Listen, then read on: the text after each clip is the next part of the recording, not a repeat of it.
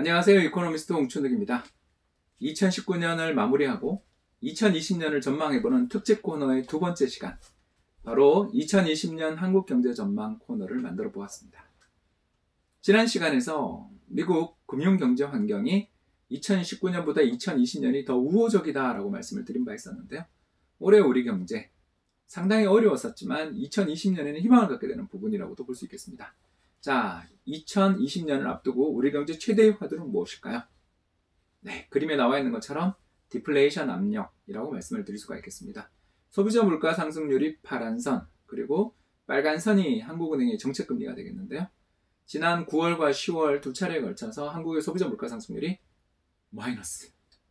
1965년 소비자 물가 통계 작성 이후 처음으로 마이너스를 기록하는 등 경제 전반의 디플레이션, 물가가 지속적으로 하락하는 현상, 이 디플레이션에 대한 우려가 높아졌다는 걸 발견할 수가 있었습니다. 대체 왜 디플레이션 압력이 높아졌을까요? 이상한 일입니다. 최저임금도 가파르게 인상되고 집값도 그렇게 급등했는데 왜 경제에 디플레이션 우려가 부각되는 걸까요? 대체 이해가 안 된다 생각하시는 분들은 다음 그림을 보시면 좋을 것 같습니다.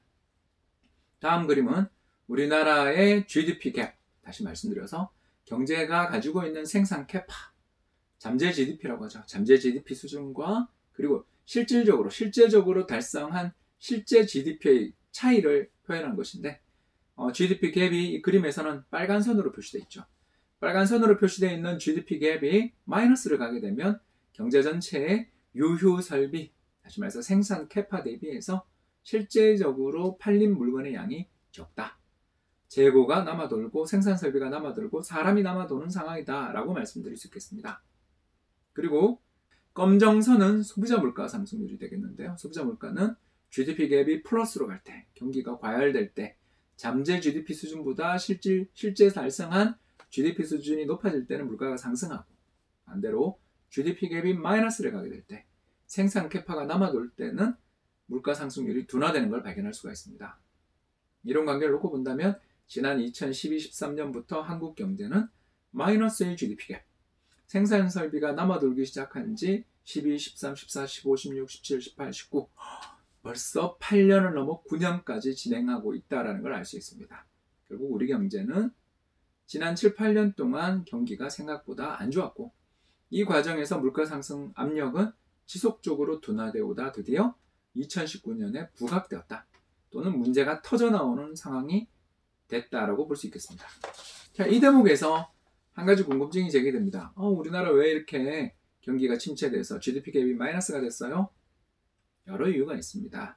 재정도 긴축했었고요.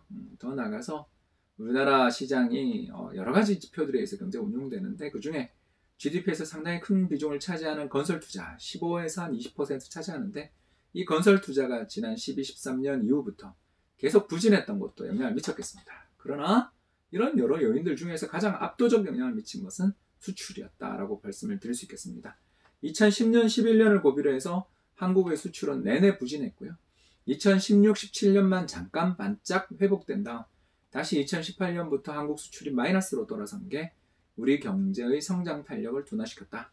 즉, 빨간 선으로 표시되어 있는 수출이 부진할 때 한국 경제 성장률은 떨어지는 압력을 갖게 되고, 성장률이 둔화되니 잠재 GDP보다 실제 GDP가 밑으로 내려가는 마이너스 GDP 갭 여건이 출현했다고 볼 수 있겠습니다.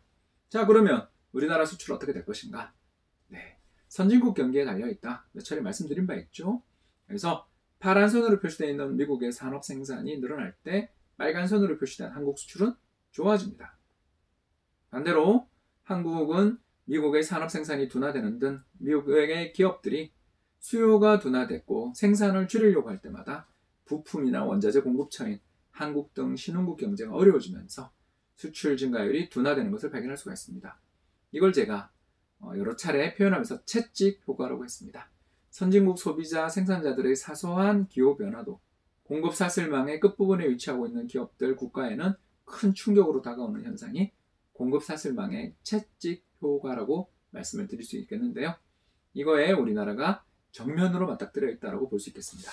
자, 그렇다면 이 대목에서 한 가지 궁금증이 제기됩니다. 그럼 선진국 경기는 어떻게 되나?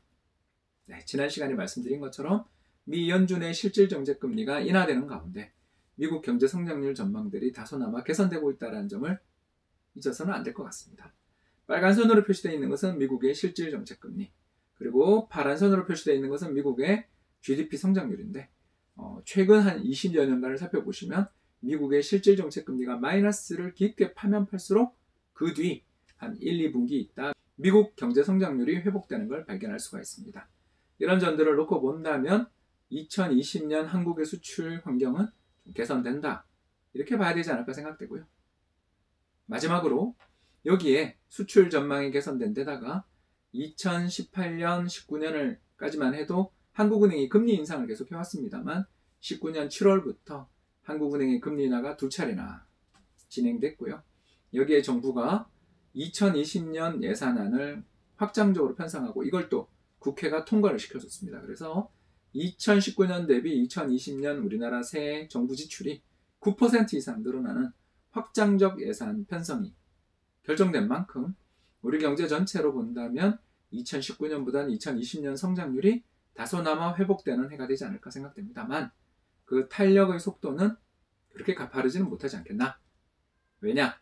앞서 말씀드린 것처럼 마이너스의 GDP 갭이 오래오래 지속되면 지속될수록 기업과 가계의 투자 혹은 소비 심리의 위축이 장기화됐다는 걸 뜻하기 때문에 이 심리가 빠르게 회복되기는 어려운 면도 있어서 경제 성장률에 반등은 나타나나 그 반등의 탄력은 크지 못하지 않겠나, 이렇게 말씀을 드릴 수가 있겠습니다.